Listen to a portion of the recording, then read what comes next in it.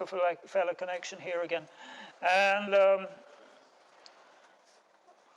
yeah, the 1976 so-called swine flu fiasco. It's called the swine flu fiasco.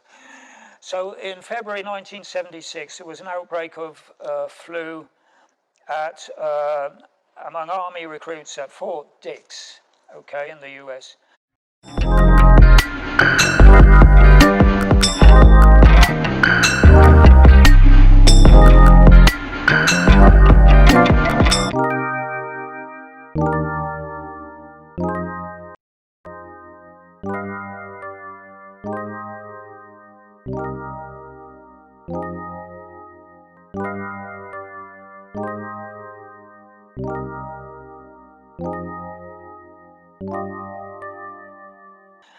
Now, you know, of course, there was a panic. Oh, is this the H1N virus that killed millions during the First World War? Blah blah blah.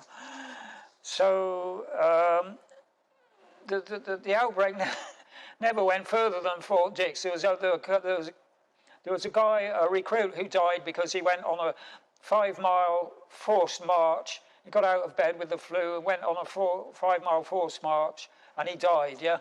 So this started the whole thing off. And so they thought it was going to be a pandemic. It was blown into going to be a pandemic. And at that time, in 1976, Nixon had just resigned. So we had Gerald Ford as president. Gerald Ford replaced the Spiro T, Agnew, I think he was called, who had to resign because of corruption. So that would be a first, resigning because of corruption. Anyway, yeah, so Gerald Ford replaced him as vice president, and then when Nixon went, Gerald Ford became president. And he appointed Nelson Rockefeller as vice president. So neither of them were elected, Gerald Ford and Nelson Rockefeller. Now, Gerald Ford was known for being a bit dim, yeah. It was said he couldn't walk and chew gum at the same time. So, you know, was this whole thing manufactured?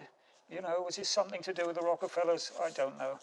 But certainly their drug companies would have made, well, billions. Okay, the 4 drug companies were appointed to make the vaccines, and they were all identified, of course, because it was experimental vaccines, you know, rushed to the market, and they insisted on being identified so people couldn't sue them if there were any adverse effects. So 22 million people were vaccinated before they called a halt, but that wasn't before 500 people had contracted a very nasty disease called Guillain-Barré, which gives you paralysis. Yeah, some people recover. Not everyone recovers. Some people recover, and some people are permanently paralyzed. Yeah, so 500 people. Now the Congress, you know, they released the funds to make the vaccines. The manufacturers were Merck, Marianne, Merrill Dow, Parke-Davis, and Wyeth.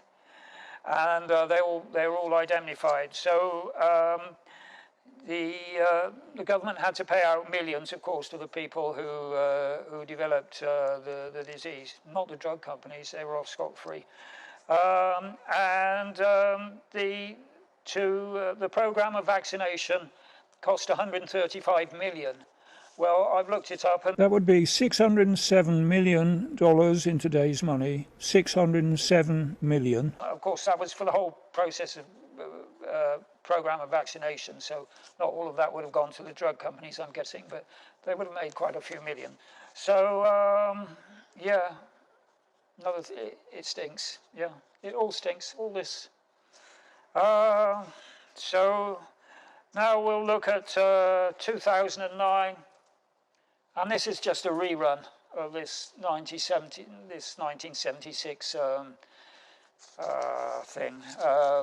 Total corruption here by the drug companies.